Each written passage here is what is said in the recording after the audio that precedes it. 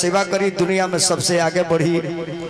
अपना बाप के, अपना माई के, 3 आदमी के जरूर पूजा करी घर में। केकर 3 आदमी के पूजा करे, कहियो रहुआ कोनो कमी ना हो।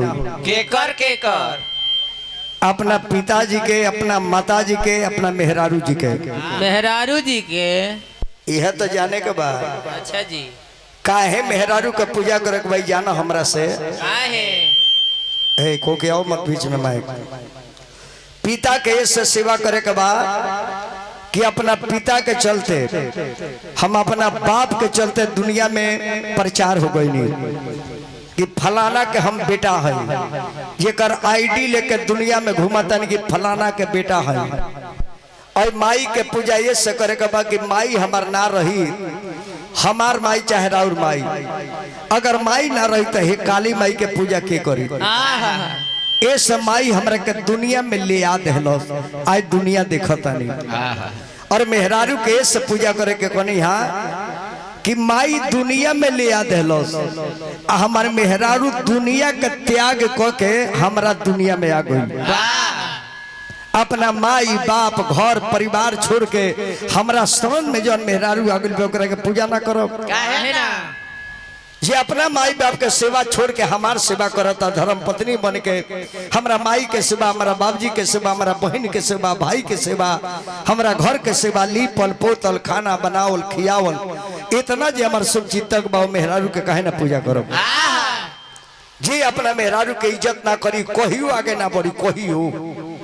आइए बरा का मरद के यह रोहन खराब हो गई बा, कोनो माल उल मार के जाता रहे ना, अगर हेल जाता रहे बॉर्डर पर, जहाँ एगो बंटी बबली मरल, सारा रंगदारी मौगिए पर बा, धनौती मोर पर नखन जमा हो, जब घर चौकट हेलता रहे जानते न वो मार के फाड़ दे।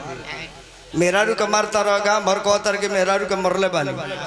आज यदि कहियो मौगी एक थप्पड़ मार दे तो केकरा से कहबो, अपने तुम्हारा तर तक कहते जाए मेहरारू के पूरा चहल दिले बानी। अगर एक तमेचा मार दे आ गाल फूल जाओ तो केकरा से कहबो, केकरा से? तू तो कहतर जे हम मरले बानी, आऊ मार दी तो लोग कहे का भाई गलिया काहे फूलल बा, आ तो कीड़ाओ ना चाट। मौगी के मरलका के प्रचार करता रहो, आ मौगी मारती ओकर प्रचार के करी। ए सब माता बहन वालों से निवेदन करब दशहरा में जौन मरद घर में आके अगर लगई करता, गाड़ी देता, मारता, वो मरद के सुबह उठ के खाली पेटे 3 बेल्ला मारी। 3 बेल्ला मारे, उनका गैस के कहियो बीमारी ना हो। ये एसी लगा पेंटअप डी ना हो, ये मेहरारू के बेलना डी हो। यहाँ 3 बेल्ला पिटई लो तारा गैस कहियो। कितना भाई हंसत रहे प्रेम से, कहत रहे जे आज के बाद मेहरारू के नाम मारे मरी हो जो न तो एगो बेलानवा जहाँ धइल पेटवा में बेलानवा पूरा मोड़ोरे लगी। वही बाबू से निवेदन करो, माई बाप के सेवा करी, भगवान कन्हैया। ई दुनिया का होता कलयुग में, देवी देवता के पूजा कल जाता, धर्म के पूजा कल जाता, आज जन्मौले बा करी जितने नहीं कल जाता।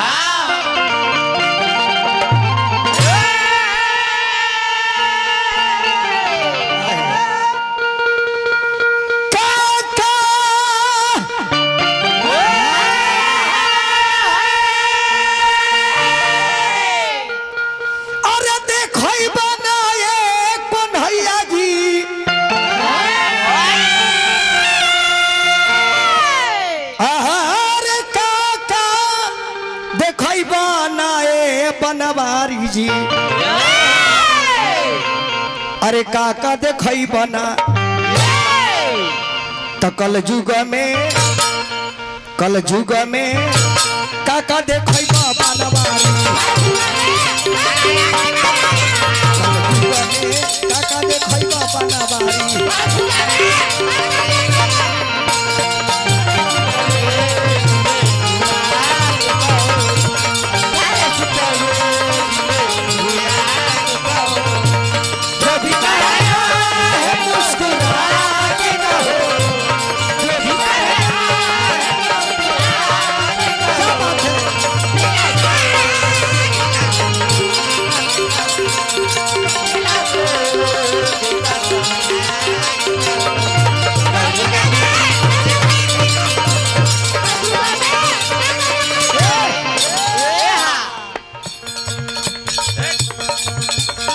9 महीना अरे गर्भ के भीतरी रखली हा महतारी महतारी रखली हा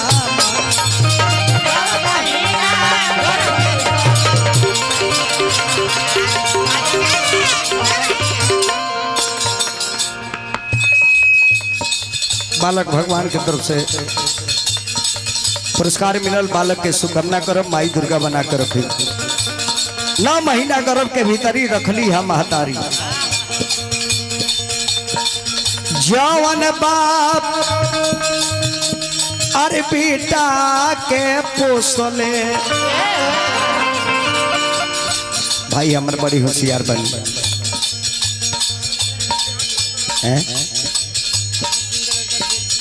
धानु सिंह बाबू के लड़का बेस सिंह जी 21 पैदल बने अभिनंदन बा।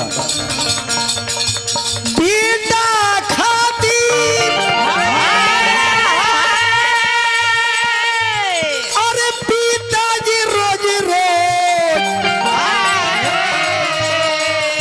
चलावता रहो रे खुदारी कल जुग में, चलावता रहो रे खुदारी कल जुग में। बेटा खाती बाप हर कुदारी रातों दिन चलाओ तर के बेटा हमारा डॉक्टर इंजीनियर हो जाए तो दुख हो रहा जाए। आओ बाप के यदि दुख ना रोल तो तारे सन बेटा के रहले ना रहले बराबर बा।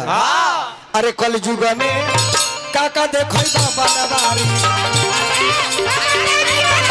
कल जुग में काका देखो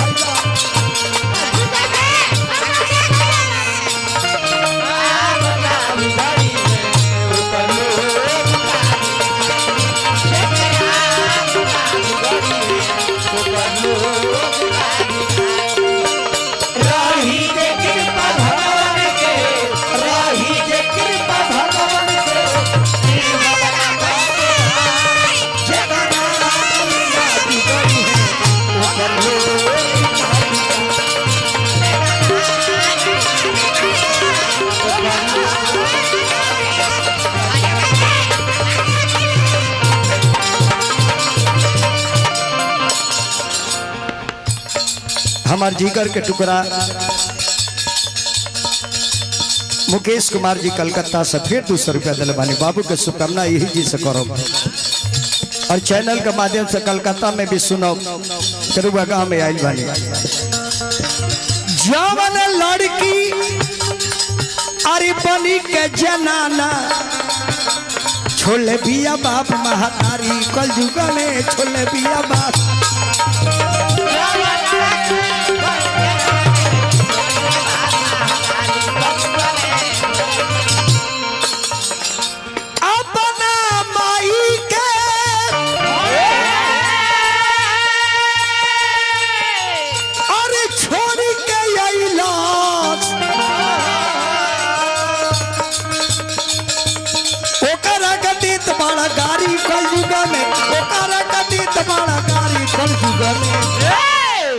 अरे कल जुग में काका देखो बाबा नवारी